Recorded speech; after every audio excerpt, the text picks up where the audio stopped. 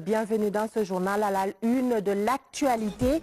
La réhabilitation de l'axe Nongo-Morikantea dans la commune de Ratoma.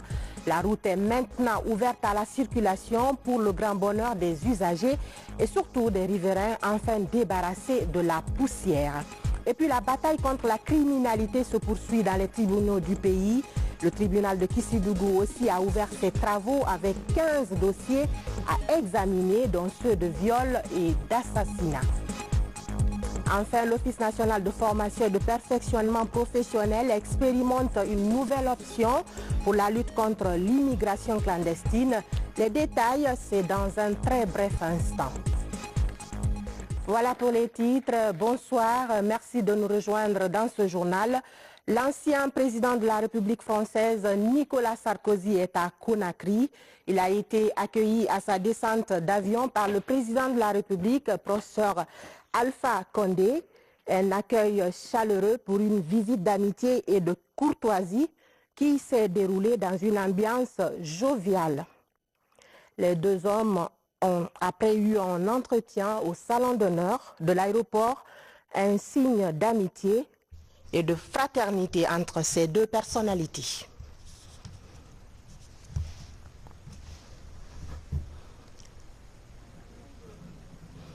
Voilà, direction le salon d'honneur, un entretien entre le professeur Alpha Condé et l'ancien président de la République française, Nicolas Sarkozy, en visite officielle ici à Conakry.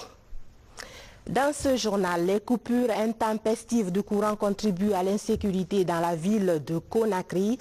Pour connaître les vraies raisons de cette situation qui embête les populations, le ministre de l'Énergie et de l'Hydraulique vient de rencontrer les opérateurs dans le secteur de l'énergie. Compte rendu, Nabi Kamara. Il aura fallu 4 heures d'horloge de rencontre entre les producteurs et fournisseurs de l'énergie électrique et les autorités en charge du secteur pour comprendre les raisons des fréquentes coupures de courant à Conakry ces derniers temps. Parmi ces raisons, les techniciens évoquent l'étiage et les pannes de certaines installations électriques et l'insuffisance d'opérateurs thermiques comme K-Énergie. C'est des coupures liées à des défauts ou liées à des incidents sur le réseau. Ce sont des coupures qui sont programmées pour adapter la capacité de production de notre parc de productible actuel, compte tenu de la situation d'étiage, par rapport à la demande qui, je le répète, elle est de l'ordre à peu près de 365 MW qui est enregistré. Nous avons un niveau de barrage qui devient de plus en plus bas. On doit gérer donc notre réservoir d'eau disponible et nous devons aussi gérer le couple hydroélectrique entre Garafiri et Caleta qui fait que la production maximum que nous pouvons disposer en cette période d'étiage où les apports sont quasi nuls. Par ailleurs, Dr Cheikh Talib Silla a reçu les 30 jeunes techniciens qui viennent de rentrer de la Chine où ils ont suivi pendant 18 mois des formations à génie hydraulique et mécanique en courant fort et faible. Pour leur formation pratique, ces jeunes seront déployés sur les barrages de Caleta et Swapiti pour travailler à l'usine et sur les lignes de transport électrique. Le ministre les a invités à prendre au sérieux leur travail pour constituer la relève des Chinois sur ces sites de Caleta et Swapiti. Travaux publics, le tronçon Nongo-Morikantea en haute banlieue de Conakry est ouvert à la circulation. Après avoir été impraticable pendant plusieurs saisons, la circulation y est maintenant fluide et les familles riveraines se sentent soulagées pour avoir été débarrassées de la poussière. Ce axe et bien d'autres sont ceux ciblés par les travaux de réhabilitation de la voirie de Ratoma. Ansouman Toumani Kamara. Dans cette campagne de réhabilitation de la voirie de Conakry, à Ratoma, après les travaux de traitement des nids de poules et de resurfaçage, le tronçon Nongo-Morikantea redevient praticable. Vraiment, je suis très content. C'était une route que j'empruntais souvent, mais compte tenu de son état, j'ai arrêté de l'emprunter. Mais à partir de l'instant, je crois que j'avais commencé à l'emprunter et j'inviterai à tous les usagers que la route de Nongo-Koza-Kontea est maintenant opérationnelle. Avant tout d'abord, c'est de remercier l'État et les apprécier sur ce qu'ils ont fait sur la route là. Parce qu'on a beaucoup duré ici, mais la route était mauvaise. Même nous, on s'est débrouillé pour arranger la route avec des pierres. Mais aujourd'hui, la manière dont je vois, c'est vraiment beaucoup de travail. Ces travaux qui se font nuit et jour concernent les voies secondaires et tertiaires de la commune de Ratoma. L'ambition du gouvernement qui finance l'action est d'améliorer l'image de la capitale et faciliter la mobilité des citoyens. Nous avons commencé à partir de Morikantea pour le carrefour Kontea via pont Kaporo et ensuite nous allons continuer en passant par le pont Kiridi pour aboutir à la transversale qui mène sur Bambeto et ensuite aller jusqu'à Kakimbo. Des travaux très attendus, avec 5 cm d'épaisseur, ce tronçon bitumé pourrait connaître une dégradation prématurée si les ouvrages d'évacuation ne sont pas réalisés. Et la saison des pluies n'est pas loin. Mine à présent pour parler de l'Association nationale des ingénieurs géologues et des mines de Guinée, une nouvelle structure composée de quelques anciens ministres des mines et d'autres cadres géologues du pays. En plus de la promotion du dialogue entre les communautés et les sociétés minières, ces cadres comptent aussi apporter leur expertise dans la protection de l'environnement. Younoussa Tawel Kamara. Selon les enquêtes, la Guinée est dotée d'abondantes ressources naturelles, dont 50% de réserves mondiales de bauxite, ainsi que d'importants gisements de fer et de diamants. Pour l'exploitation judicieuse de ces richesses, beaucoup d'ingénieurs géologues ont été formés. Aujourd'hui, certains sont à la retraite, mais ils entendent toujours apporter leur expertise dans le domaine minier, d'où la création de cette structure appelée Association nationale des ingénieurs géologues de Guinée. Il s'agit d'abord de battre le rappel de tous les professionnels, mines et géologie et professions affiliées, pour que nous nous retrouvions afin qu'on puisse parler d'une même voix. Nous allons également faire en sorte que la profession puisse se déclarer sur les grandes questions nationales. Nous allons défendre l'intérêt des communautés parce que les communautés veulent un appui logistique, mais aussi veulent que leur environnement soit préservé. Nous allons veiller à ce que, n'est-ce pas, tous ces aspects-là soient pris en compte. La nouvelle équipe dirigeante de cette association comprend 21 membres. Ils sont élus pour un mandat de 4 ans. Le bureau a pour rôle la promotion du dialogue social entre les communautés et les sociétés minières, mais également la protection de l'environnement et l'emploi des jeunes. Notre pays, c'est un pays à vocation minière prononcée en raison de l'importance des ressources minières, à raison du nombre et de la qualité des professionnels du secteur, en raison également des attentes du gouvernement et de toutes les populations que porte le secteur minier pour le développement de notre nation. Nous avons une communauté d'intérêt avec les ingénieurs et géologues guinéens. Nous devons exploiter nos ressources minières et nous avons besoin donc de techniciens de haut niveau. Donc il y a un intérêt naturel pour les sociétés minières que de pouvoir s'appuyer sur des ingénieurs et géologues nationaux. Je salue cette initiative afin que nous puissions voir ensemble comment augmenter les capacités, insérer nos ingénieurs et nos géologues à l'intérieur de nos organisations. La mise en place de cette association va permettre à la population locale de bénéficier des fruits du développement des projets miniers en Guinée. Plus de 100 nouveaux maires sont actuellement en formation sur la gouvernance locale participative à Kindia. Comme recommandé aux derniers états généraux de la décentralisation, l'objectif est de faire de ces nouveaux élus de véritables agents de développement au bénéfice des communautés à la base. Mohamed Lamine Kamara, Abdul Razak Souma. Après les états généraux de la décentralisation et du développement local qui viennent de s'achever à Conakry, ces élus locaux sont à Kindia pour renforcer leurs compétences dans la gouvernance territoriale participative. Une formation qui vient bien à propos dans la mesure où la plupart d'entre eux sont novices dans la gestion des affaires publiques. Nous avions jugé nécessaire de venir d'abord leur donner l'ABCD pour les permettre, n'est-ce pas, d'avoir un nouveau et travailler avec, n'est-ce pas, les collaborateurs qui sont les secrétaires généraux des communes urbaines et rurales, les receveurs, parce qu'ils ne savent même pas comment élaborer, n'est-ce pas, un budget de la commune. Et là, il faut chercher à les apprendre et surtout maîtriser leurs rôles et responsabilités qui existent dans le code de collectivité locale. Nous avons réuni ici plus de 100 maires, 100 élus locaux qui vont donc s'adapter avec tout ce que nous avons comme outils de gestion au niveau de la collectivité pour que tout ce qui se passera au niveau décentralisé soit conforme à la règle. La vision du gouvernement est de faire en sorte que le transfert de compétences vers les collectivités soit effectif. Ils vont s'approprier du contenu du code révisé, n'est-ce pas, des collectivités locales. Ils vont être à l'école du fonctionnement, n'est-ce pas, des communes et donc du rôle du maire. Ils vont également avoir des modules sur la notion du genre et d'équité. Voilà le contenu de la mission qui donc, à la lumière de ce que je viens de vous dire, sera la meilleure occasion de partage à la base du contenu et des recommandations des États généraux de la décentralisation et du développement local. Les recommandations des États généraux voudraient que ces responsables locaux agissent conformément au code des collectivités locales.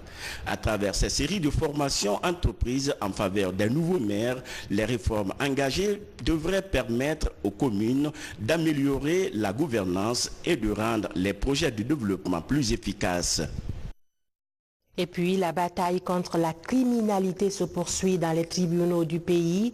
À Kissidougou, 15 dossiers sont en ce moment en examen. Des cas de viol, d'assassinat et de destruction d'édifices, entre autres. Mamadi Ternak Amisoko, Tierno Younoussaba. 15 cas de crimes dont l'affaire Sangardo sont soumis à l'examen du tribunal de Kissidougou. Dans ce dossier, 15 accusés seront interrogés pour assassinat sur 2 personnes suite à un enlèvement présumé d'enfants. L'affaire date de 2017 dans cette sous-préfecture.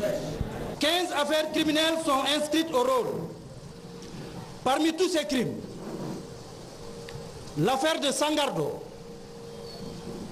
a fortement ébranlé et ému la population de Kissidougou en particulier et l'opinion nationale et internationale en général. Un crime aussi odieux, d'une barbarie inhumaine, a été commis dans cette localité contre de pauvres citoyens innocents, sauvagement et froidement assassinés en cours de voyage suite à de fausses rumeurs d'enlèvement d'enfants.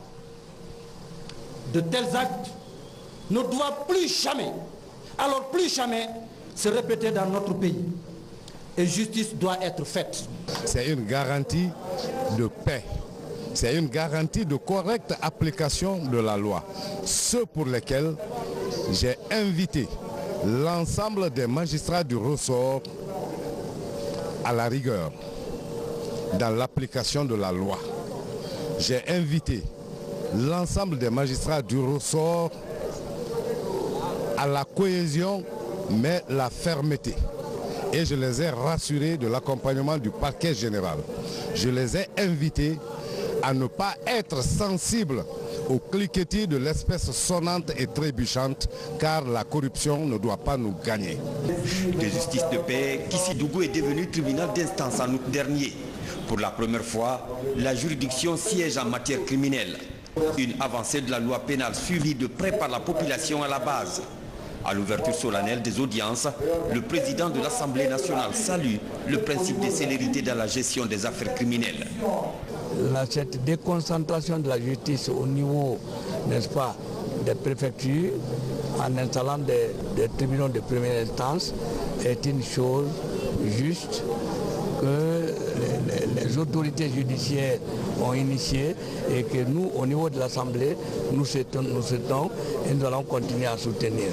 Je souhaite vivement que cela se passe aussi pour Guéguédou ou pour d'autres préfectures où ils n'ont pas encore bénéficier de cette déconcentration, n'est-ce pas, du pouvoir judiciaire. Mais j'espère que ça viendra. Après l'ouverture, les accusés seront auditionnés. L'étape sera marquée par des débats contradictoires des différentes parties au procès. Une démocratie judiciaire qui privilégie les droits de défense des personnes poursuivies. Commerce avec la mise en application d'un nouveau manuel dans le secteur, un manuel de gestion des activités pour une amélioration institutionnelle de la politique commerciale des acteurs économiques non étatiques. Reportage Falilou Diallo. Pour une plus grande intégration, une meilleure compétitivité de l'économie guinéenne à l'échelle internationale, l'Union européenne, à travers le ministère du Commerce, a mis en place le projet TRADCOM 2, un outil de gestion qui vise à améliorer le cadre institutionnel de la politique commerciale, notamment le soutien technique aux acteurs non étatiques. Ce vaste projet comporte 3 composantes majeures, à savoir l'élaboration des stratégies et renforcement des services d'appui aux exportations. Deuxièmement, le renforcement des capacités des acteurs en matière de négociation et de suivi des accords commerciaux. Troisièmement, la mise en place d'outils opérationnels de management et de gestion en faveur des acteurs commerciaux non étatiques. Pour maîtriser ces paramètres, un manuel de gestion est conçu par les experts. Et les principaux bénéficiaires sont les femmes exerçant le commerce et les consommateurs. Le tout pour contribuer au développement économique durable et lutter contre la pauvreté. C'est un manuel d'une grande valeur intellectuelle, car élaboré par des experts internationaux en la matière, après une large consultation de terrain, donc, constitue une opportunité pour de nombreux opérateurs économiques les plus modestes. Je vous exhorte également à la vulgarisation de cette formation auprès des acteurs à la base pour une meilleure appropriation nationale de ces outils. Pendant 3 jours, ces acteurs commerciaux vont éplucher des thématiques comme la gestion financière et comptable, la professionnalisation des femmes dans le commerce, mais aussi la protection des consommateurs. Femmes et microfinance, le sujet était en débat à l'Université Générale Lansana Conté de Sonfonia avec la question de l'accès aux prêts, mais aussi les avantages et les inconvénients liés au microcrédit, une manière de préparer ces futurs cadres du pays à affronter la vie active après leur formation universitaire. Mohamed De Camara. En Guinée, le secteur informel est en grande partie occupé par des femmes. Le commerce, l'artisanat, la coiffure, la teinture, la couture ou encore l'agriculture sont entre autres activités menées par la gente féminine. Représentant plus de la moitié de la population, la Guinéenne joue un rôle de première place dans la vie des familles. Pour mener à bien leur activité génératrice de revenus, elles font recours aux institutions de microfinance pour des prêts bancaires. Pour comprendre les mécanismes de microcrédit en faveur des femmes, la chaire Jarre de l'Université de Sonfonia organise une conférence débat. Objectif, montrer aux étudiants les avantages et les désavantages des prêts. Cette thématique va permettre aux étudiants de comprendre d'abord les impacts liés à cette microfinance à travers les microcrédits. Ça permet également l'inclusion des femmes au niveau des banques.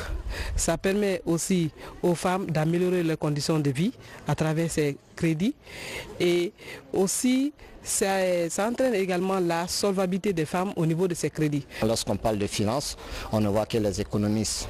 Aujourd'hui, avec l'interdisciplinarité dans les sciences, tous les étudiants, quel que soit leur bord, peuvent s'intéresser à ce domaine parce que ça leur permet d'avoir une information sur la microfinance et si possible voir avec la diversité des domaines d'études s'ils peuvent s'inscrire dans ce domaine. Femmes et microfinance en Guinée est le thème débattu. La démarche des autorités universitaires à travers cette conférence vise à préparer les étudiants à la vie après les études. J'ai retenu que dans nos sociétés aujourd'hui, généralement en Guinée, nous voyons que les gens sont confrontés à la pauvreté et aussi que les institutions de microfinance sont là pour lutter contre cette pauvreté, aider les couches les plus faibles à aussi remédier un peu à leur situation. Il y a lieu d'abord d'avoir une base de formation pour pouvoir se spécialiser. J'ai donc invité les étudiants et je les invite à ne pas se concentrer sur un domaine spécifique, de ratisser d'abord large au départ pour pouvoir aller loin. Cette conférence débat organisée à la veille du 8 mars, Fête internationale des femmes, lance les activités de la chaire Jar de l'université Lansana Conté de Sonfonia au titre de l'année 2019. L'ambition des responsables de ce service est de faire la promotion des femmes sur l'échiquier national. Volet santé de ce journal, après la révision des outils de collecte des données sanitaires, place à la formation des utilisateurs. Ils sont une cinquantaine de cadres à suivre cette formation financée par CDC. Adiatou Bari. Dans la qualification de la remontée des données sanitaires, des outils de collecte sont révisés. Leur utilisation devient donc contraignante pour les acteurs clés de la surveillance épidémiologique. D'où cette session de formation des chargés de statistiques, biologistes et médecins des différents niveaux de la pyramide sanitaire de la région de Conakry sur l'utilisation correcte des outils. Ensemble, ils découvrent les méthodes de remplissage des fiches de notification et d'investigation de cas suspects des maladies infectieuses et événements majeurs de santé. Nous avons essayé d'apporter de nouvelles touches pour faciliter non seulement la collecte de données ainsi que la transmission. Et il faut dire pour chacune de ces maladies à potentiel épidémique qui sont des maladies à déclaration obligatoire, nous avons une fiche individuelle de collecte de données qui sont des outils non seulement en version papier mais aussi des outils version électronique. En matière de surveillance, sur tout le territoire national, si tous les districts et le niveau régional aient des outils harmonisés, standardisés, on peut compter quand même sur la fiabilité et la validité des données. La traçabilité des cas suspects de maladies zoonotiques comme la brucellose et la rage sont inclus dans la surveillance épidémiologique en vue de répondre à la politique du One Health, une seule santé. Ce programme concerne 55 acteurs clés de la surveillance épidémiologique et du laboratoire des services humains et animaux. Ils deviendront à leur tour des formateurs pour la région de Conakry. Au niveau de leurs directions respectives, RTI International envisage un mécanisme de suivi des enseignements reçus sur l'utilisation des outils de collecte de l'information sanitaire. Il est prévu de faire au moins 2 tours à chaque agent qui a été formé pour essayer de l'aider à mieux maîtriser ce qui a été dispensé ici. En second lieu, nous allons produire toutes ces fiches à des quantités suffisantes et mettre à la disposition du ministère qui va les dispatcher à tous les centres de santé dans les semaines à venir. Sur le plan central, cette session de formation boucle la phase de mise à l'échelle des outils de collecte des données sanitaires, un programme phare du ministère de la Santé qui devrait permettre à l'Agence nationale de sécurité sanitaire d'élaborer des stratégies de riposte rapide pour contenir toute éventuelle flambée épidémique dans le pays. Et puis, la Guinée dispose désormais d'un nouveau plan stratégique de communication pour assurer une bonne communication en cas de crise sanitaire, de catastrophes naturelles ou autres dangers. Il est l'œuvre d'une équipe de journalistes spécialistes en communication et représentants d'institutions nationales et internationales avec une coordination de l'Agence nationale de sécurité sanitaire.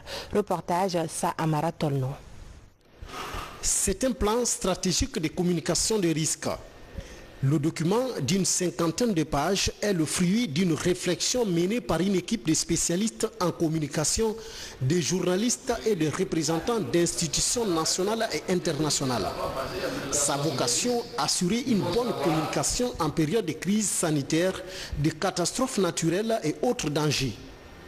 Avant son adoption, les concepteurs apportent les derniers amendements. C'est un plan qui est structuré, c'est un plan qui est pratique et c'est un plan vraiment opérationnel qui peut aujourd'hui permettre la Guinée à répondre à tout type de crise dans le cadre de la communication. Ce plan a été testé lors de la fièvre Lassa et je pense que les gens ont pu observer à travers les différents canaux de communication, les réseaux sociaux et les plateformes avec les journalistes, comment est-ce que l'ANSS a communiqué sur cette maladie. Ce nouveau document va servir de guide à tous les acteurs engagés dans la lutte contre les différentes maladies. Les départements engagés dans le concept One Health, une seule santé, se frottent déjà les mains. Dans ce document, on en a parlé et nous avons même mentionné, et nous avons fait mention du One Health, qui soit tenu compte du One Health. Partout on cite l'élevage, on cite la santé, on cite l'environnement. Ce sont les trois parties composantes qui sont le fondement du One Health, une seule santé. Aujourd'hui, on est tous dans le bateau ou le train du One Health. C'est le monde entier qui est dans ça, et principalement l'Afrique de l'Ouest. Nous sommes aujourd'hui les uniques qui ont tenté d'élaborer un guide de mise en œuvre de l'approche One Health. Le plan de communication stratégique est l'œuvre de l'Agence nationale de sécurité sanitaire avec l'appui de CDC Atlanta. Sa mission, faire face à d'éventuels cas de maladies à potentiel épidémique par une bonne communication. Vous l'avez certainement remarqué, des panneaux partout dans la capitale avec des messages chocs contre l'immigration clandestine. C'est la première phase de la campagne d'information et de sensibilisation de l'Office national de formation et de perfectionnement professionnel. Cette structure tente de donner la chance aux jeunes candidats à l'aventure d'avoir un métier pour construire leur vie ici en Guinée. Moussa Komara. Des migrants guinéens ont péri dans la mer Méditerranée selon le Haut Commissariat des Nations Unies. Face à la complexité de la lutte contre ce phénomène multidimensionnel, l'Office national de formation et de perfectionnement professionnel décide de partir à la rencontre des jeunes candidats potentiels à cette aventure incertaine. La première phase du projet se concrétise à travers l'affichage des messages chocs sur ces panneaux partout dans la capitale. Cette campagne de communication, c'est l'affichage routier. Après, il y aura une campagne de diffusion de spots audio et télé. Vous avez vu les affiches. Il y a certains qui y vont parce que leurs parents ont vendu les terres.